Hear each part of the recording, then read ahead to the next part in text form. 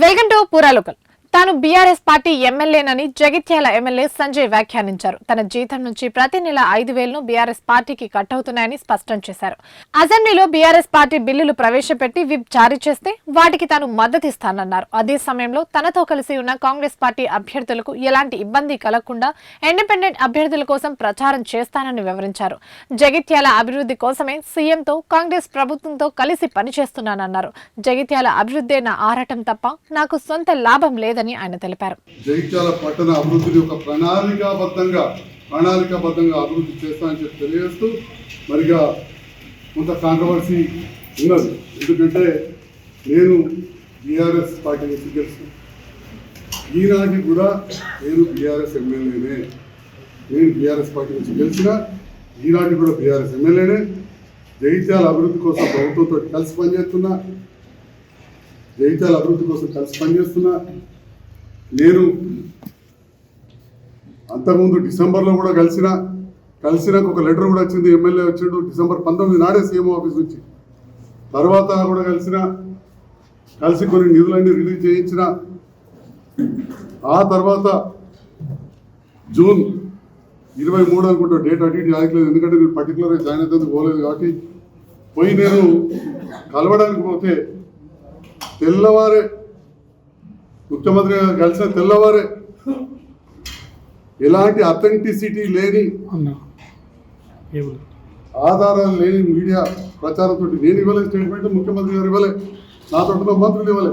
కలిసి పనిచేస్తామని చెప్పి పోయి నేను చాలా కప్తే వారు నాకు పండుగ కప్తే నేను కాంగ్రెస్లో చేరిట్టని చెప్పి బీఆర్ఎస్ నాయకులు వచ్చి నా హాస్పిటల్ మీద రచ్చ చేసి నా దృష్టి బొమ్మ తలబెట్టారు. నాకు ఒక అవకాశం కూడా ఇవ్వలేదు వివరణ ఇవ్వడానికి. నాకు ఒక నోటీస్ ఇవ్వలేదు. మన కవితం బాధ అడుగుతుంది కదా, మీరేమన్నా వివరణ ఎస్ ఎవరికైనా ప్రజాస్వామ్యంలో హక్కు ఉంటుంది. మర్డర్ చేసినోనికే, హత్య చేసినోనికే ట్రయల్ నడుపుతుంది కోర్టులో. అలాంటిది నేను ముఖ్యమంత్రి గారిని కలవగానే వారికి చాలా వస్తున్న కండువ కప్పగానే తెల్లవారంగానే నా ఇంటి మీద దాడి, తహసీల్ చౌరస్తాల దాడి మీరందరూ కూడా చూసిరు. అదే రోజు నా మీద అఫిడవిట్ వేసి డిస్క్వాలిఫై చేయమని చెప్పి స్పీకర్ దగ్గర పిటిషన్ వేసింది. అయినా కానీ ఆ రోజు నుంచి మార్చి వరకు అది వాళ్ళిచ్చి వాళ్ళు ఆపేంత వరకు బీఆర్ఎస్ లెజిస్లేటర్ పార్టీకి నెలకు 5,000 రూపాయలు మా జీతం నుంచి కట్ అయితే నేను ఎన్నడూ అబ్జెక్షన్ చేయలే. ఎస్ నేను బీఆర్ఎస్ లెజిస్లేటర్ పార్టీ సభ్యుల్ని, నేను అబ్జెక్షన్ చేయలే. నేను అంటున్నారు అఫిడవిట్ ఇచ్చిండు, అప్పుడే వాస్తవమే. అఫిడవిట్ కాదు నెలకు 5,000 కట్టినా భయ్, అఫిడవిట్ కాదు నెలకు 5,000 కట్టా కాదంట. ఏదైనా విప్ జారీ చేస్తే రేపటి నాడు బీఆర్ఎస్ వాళ్ళు ఎవరికైనా చేయది ఈ బిల్ మద్దతు ఇవ్వండి అటే చెప్తాను. మరి ఇవాళ మాట్లాడుతూ ఉంటే ఈ రకం కానీ అయినా నన్ను ఎంత విమర్శించినా ఎన్ని మాటలన్నా నోరుదేముందయా. నేను ఒక పార్టీ నాయకులు వాళ్ళు బాధ అనిపిస్తే ఒక పట్టణ నాయకులు ఇష్టం వచ్చినట్టు మాట్లాడే నాయకులు మాట్లాడరాదా నోటికి వచ్చినట్టు. ఇంకోటి ఎవడో టికెట్ రాలేదు ఎక్కడో మాట్లాడారు. అట్లా నేను కూడా మాట. కానీ ఏనాడు కూడా నేను స్థానిక బీఆర్ఎస్ నాయకుల గురించి కానీ అధిష్టానం గురించి కానీ ఈ రోజుకు నేను విమర్శించలేదు.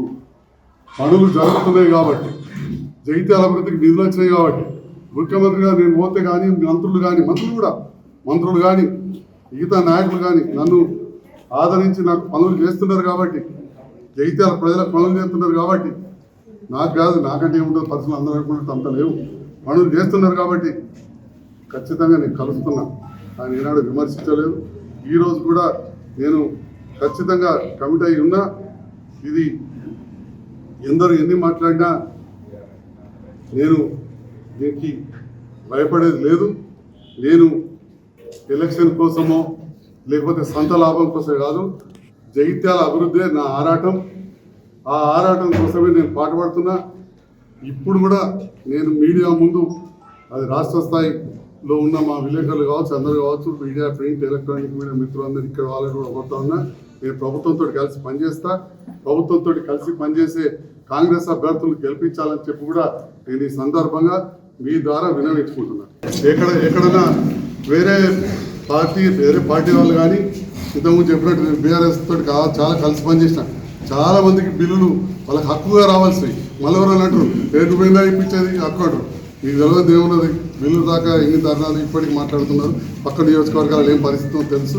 వాళ్ళకి హక్కుగా రావాల్సినవి ఎట్లయితే వాళ్ళకి ఇప్పించి నేను కాపాడిందో మంచిగా చూసుకున్నానో అట్లనే ఈరోజు కూడా ఎవరైనా ఉంటే నేను తప్పకుండా ఒక 2 అక్కలు నాతో కలిసి పనిచేస్తా అంటే తప్పకుండా చేస్తా. తర్వాత వాళ్ళు కూడా మనసు మారి నాతో వస్తారని భావిస్తున్నా.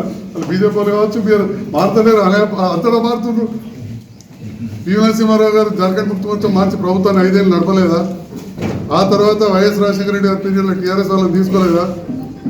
మహారాష్ట్రలో చనిపోయిన అజిత్ పవార్ ఏ పార్టీ జెండా మోసిడా? కాంగ్రెస్, ఎన్సీపీ, బీజేపీతో కలిసి ఉప ముఖ్యమంత్రి, మళ్ళీ తెల్లారే బీజేపీ ప్రభుత్వంలో ఆయన భార్య ఉప ముఖ్యమంత్రి అయింది.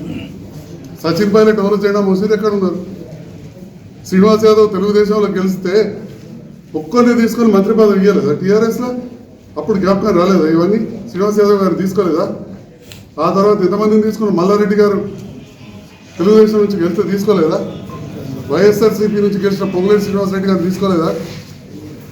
ఏవాలంటే విలీనం ఎట్లయితారు చెప్పరు? మల్లారెడ్డి గారు ఎట్లా విలీనం అవుతారు? తెలుగుదేశం పార్టీ అది జాతీయ పార్టీకి, తెలంగాణకు వేరేనా? తెలంగాణ ఉంటే ఒక్కడే అయిందా? పార్టీ విలీనం అయిందా? వైఎస్ఆర్సీపీ ఒక్కడే అయిందా? అప్పుడున్న పొంగులేటి శ్రీనివాసరెడ్డి గారు, మల్లారెడ్డి గారు ఎంపీలందరూ చేర్చుకున్నారు కదా. బీజేపీ, తెలుగుదేశం ఎంపీలు సీఎం రమేష్ గారు, సృజనా చౌదరి గారు వాళ్ళందరూ తీసుకున్నారు కదా. తీసుకున్నారా లేదా బీజేపీ? నన్ను అడిగే ముందు ఫస్ట్ ఒకసారి ఆత్మవిమర్శ చేసుకోవాలి. ఏ నాయకులు మాట్లాడినా కదా. నేను మళ్ళీ క్లారిటీతో ఉన్నా. నేను ఇప్పటికీ బీఆర్ఎస్, నేను కాంగ్రెస్ ప్రభుత్వంతో కలిసి పనిచేస్తున్నా. ఈ ఎలక్షన్లో కాంగ్రెస్ అభ్యర్థులు గెలుపుకు నువ్వు కోరిన వాళ్ళని కొందరు కోరకపోవచ్చు, కోరకపోతే నేను చెయ్య. అంతకుముందు దాంతో బీఆర్ఎస్ తోటి ఉన్న సహచరులు వాళ్ళు కోరితే కూడా నేను సహాయం చేస్తాను.